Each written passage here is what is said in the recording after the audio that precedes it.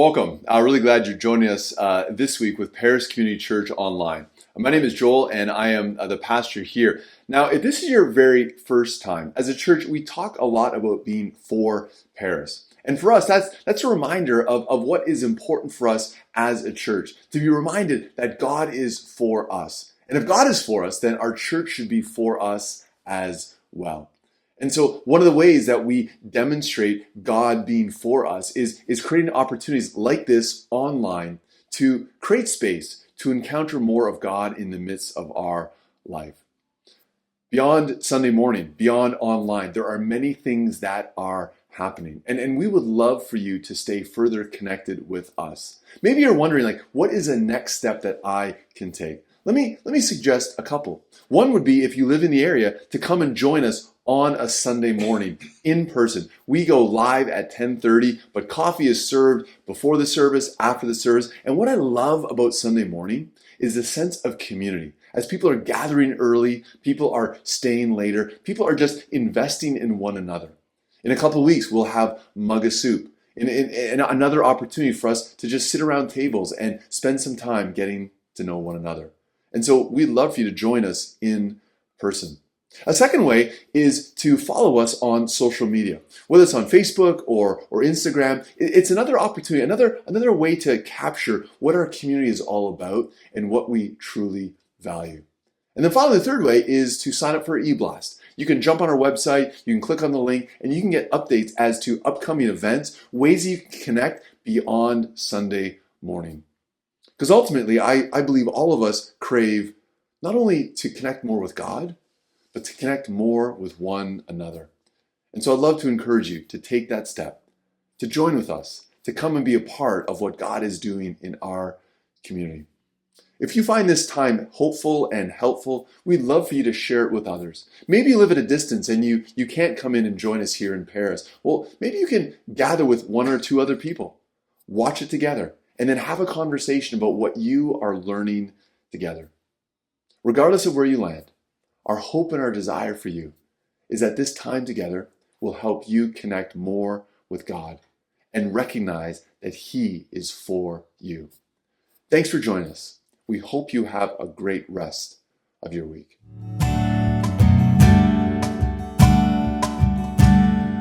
Christ is my firm foundation, the rock on which I stand when everything around me is shaking. I've never been more glad that I put my faith in Jesus, 'cause He's never let me down. He's faithful through generations.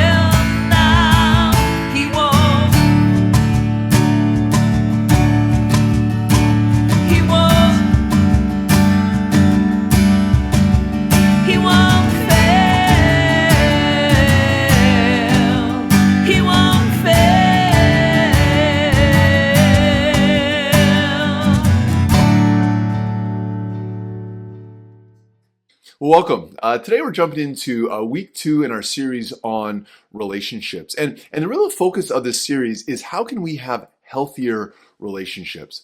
Because regardless of kind of where you're at with faith or even stage in life, relationships are such a key component to providing happiness and contentment and greater joy. And so the next number of weeks, we're going to look at what does faith have to say? And so whether you are committed to Jesus or whether you are curious about Jesus, this is a series that is going to help us again understand just the difference that Jesus makes in the midst of all of life. And so last week, we landed at kind of one of the key principles in understanding this entire series is that it's not about just getting the rules right, but rather understanding what is my posture in the midst of it all. And it essentially lands at one of the great teachings of Jesus when he says, listen, I want you to love one another as I have loved you. For us, this becomes kind of the benchmark for everything we do when it comes to relationships, that how we love others is in response to Christ's love for us. But even more than that, as you start to drill down deeper, you start to realize that the love that Christ has shown us and calls us to show to others is a selfless love. It's as Paul talks about being willing to submit to one another out of reverence for Christ. And so today we're jumping into another dynamic of relationships, and that is parents and kids. Now, I realize that depending upon how old you are, you may be in a different stage when it comes to how do you relate to your parents, or parents, how do you relate to your kids? And so what I want to do is lay out for you more of a posture that we are to take. That when we start to make this as the focus of our lives, it'll help us love the way that Christ has loved us. It'll help us have healthier relationships with our parents and with our kids. About a couple of months ago, I remember a young dad came to me, and it was clearly in a moment of exhaustion and frustration, having little kids. And he simply said, Joel, tell me, please, parenting gets easier, right? And it struck me. In that moment, my response to him maybe is not what he wanted to hear, but my response was simply this: listen, parenting doesn't get easier. It just gets different. And so my hope is that regardless of where you land when it comes to your relationship with your parents or with your kids, that you'll start to understand what is this posture that we can take in the midst of whatever stage of life we're in.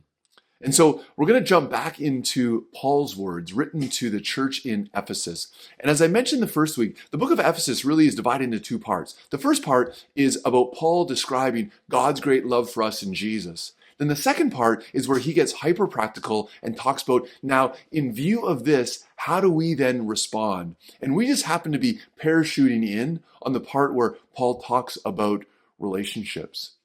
And so Paul has a few words to say when it comes to kids to their parents and then parents to their kids. Let's listen to what Paul says and then unpack it for our circumstances as well.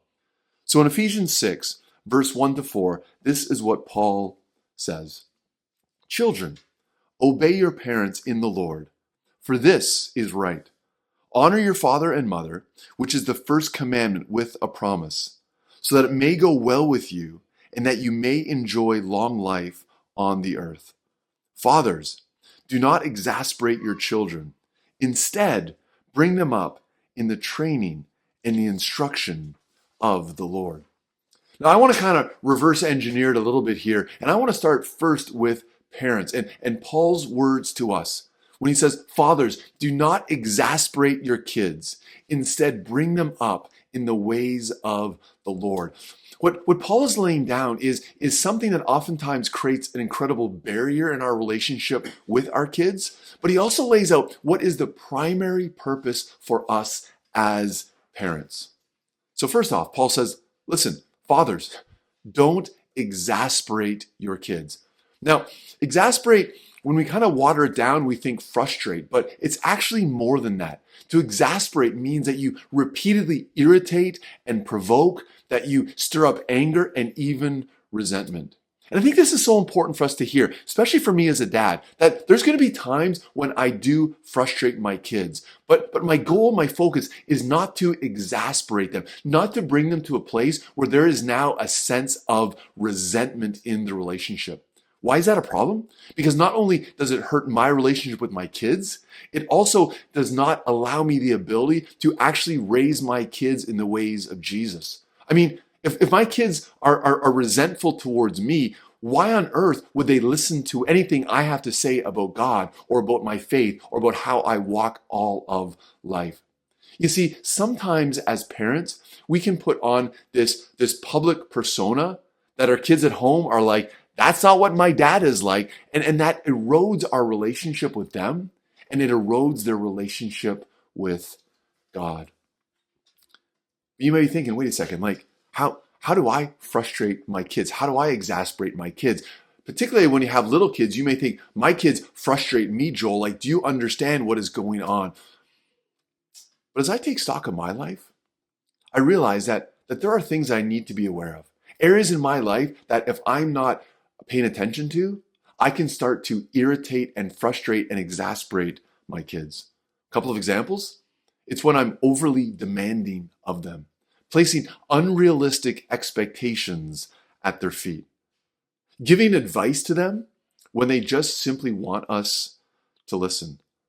And I think oftentimes the biggest one is when I become inconsistent with what I say versus how I live. Back to the original point where I have this public persona that doesn't relate to my kids at home. And so simply being aware of this begins to help me understand, okay, how can I live in a way that actually leads my kids towards Jesus and actually deepens my relationship with them? And so it's not about rules. So often we think, well, if our kids would just follow the rules, then our relationships would be better. Following rules is such a low bar. Why? Because rules ultimately have an expiry date. It's not like once our kids leave our house that suddenly our job of parenting is over. I mean, talk to any parents who have adult children or have grandchildren. Like parenting still happens. It just functions in a different way. And so if it's not about the rules, it lands at the place of posture. And if I were to suggest one word as to how we as parents are to respond to our kids in love, it would be this: patience. Paul, in another place in the Bible, in 1 Corinthians 13, and we're going to deal with this in a couple of weeks, but he talks about how love is patient. One of the best ways that we demonstrate our love for our kids is through our patience. What I've realized as a father, as I've had young kids and now grown kids, is that being patient with my kids actually reminds me again of just how patient God is with me. One of the great characteristics of God's love for us is his incredible patience. That even when we mess up, even when we fail to follow, even when we go in our own direction and we act disobediently, it's not like God kind of wipes his hands out. It's like, listen, I told you the rules, you didn't follow the rules, you are done with me. No, God demonstrates patience. And patience is one of the great ways that we demonstrate grace. The other thing that the posture of patience reminds me of is how often my frustration is actually rooted in my own selfishness. That my lack of patience with my kids is oftentimes stirred up because they are not doing something that meets my needs, something that I want for me. And when I take a step back, I start to realize that what I need more as a father is love seen in patience. In small ways, in the little moments where maybe our kids are frustrating you. I can remember as a dad, or before I was a dad, hearing the phrase, "Don't cry over spilt milk." Like I thought, that's actually ridiculous. But when I had little kids and they knocked over their glass of milk for the third time at the same meal, it would be frustrating. It would be incredibly infuriating. But by not being patient, it often would bring tears, most likely to our kids. And so often I'm reminded this again, even as my kids get older, to continue to demonstrate patience, even when they fail to maybe follow the rules. To have the conversation, absolutely, but to be patient with them. But patience is more than just in the moment. It's also taking the long view of parenting. And I find this particularly as kids begin to get older, as kids begin to choose directions and decisions and choices for them in life. And we start to realize, wait a second, like how can I display patience that even if they're going in a direction that I may not like or even agree with? How do I take the posture of patience so that the relationship still remains? I believe that one of the key attributes of a parent, if we want our kids to follow in the ways of Jesus, is to demonstrate patience, to demonstrate a love that is not tied to just simple moments in life, but that we continue to love even when our kids frustrate, even when our kids step down a different path. It's not rules-based relationship. It's grace based upon patience. Now, I know for all of us kids that are watching, maybe the teenager thinking, this is amazing. Like, I'm going to send this clip to my parents. Like, they need to watch this. Like, let's get in on this. Understand, before you get too high and mighty, that Paul also had a few words for us as kids in terms of how we are to respond. He starts it off. He says, children, obey your parents in the Lord, for this is right. Honor your father and mother. Oftentimes, our attention goes immediate to the response of obedience. And I think that's such a low bar. Obedience is just about following the rules. Now, I get it. We all have rules. We all need to follow the rules. But at what point, particularly as a child, as you grow up and move out of your home, do the rules begin to not apply? That's why I believe the place we land with what Paul is talking about is not just simply obedience, but rather that word honor. I think if we want to love our parents in the way that Christ has loved us, it starts with the posture of honor. Honor focuses so much more on the relationship. Honor is the reality that can land in any stage of life. It's about showing respect, even when you may not agree. It's about showing love, even when parents make mistakes. It pushes so far beyond just following the rules. It talks about respect and responsibility. You see, honor, unlike rules, never expire. It may look different. And something that I always notice is how kids honor their parents as they begin to age. As I'm in a different stage in life, and as my parents are beginning to age, I'm becoming keenly aware that my kids are watching me as to how I treat my parents. And if I want my kids to honor me, do they see me honoring my parents in the midst of all of life? So what's the main point? When we think of relationships, parents and kids, are we loving like Christ has loved us? I think both these postures go hand in hand. Patience and honor. Parents, how can you honor your kids? By being patient with them. Perhaps it's in the moment, or perhaps it's a longer view in life. How can you display patience to remind your kids that no matter what, you are on their side, that your love doesn't come, your love doesn't go, that you will remain patient in the midst of it all? Kids, how can you honor your parents? Even when they don't always get it right, even when we lack patience at times, how can you continue to step in and honor them? You see, one of the biggest dangers is that we present a public persona, whether as kids or as parents, and we pretend as if we have it all together. But behind closed doors at home, everyone really knows what's going on.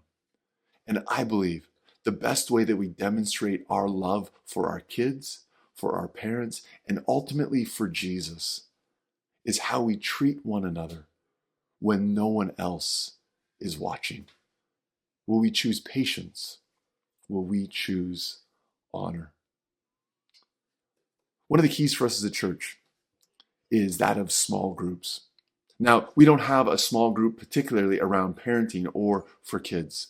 But one of the great gifts around small groups is these closer communities, ways in which people can connect with one another, to talk about their struggles with their parents, with their kids, and to be encouraged by one another. For me, I'm a part of a small group that spans about 4 generations, and it's amazing to hear the perspective of these men sharing their response to their parents or their response to their kids and how we can pull together. If you're not part of a small group, I'd encourage you, jump on our website, check out the small groups, and begin to see how you can get better connected. Because I get it. Being a parent, being a kid is not always easy, particularly if we want to love them as Christ has loved us. And so let's get in community. Let's support one another as we move forward together.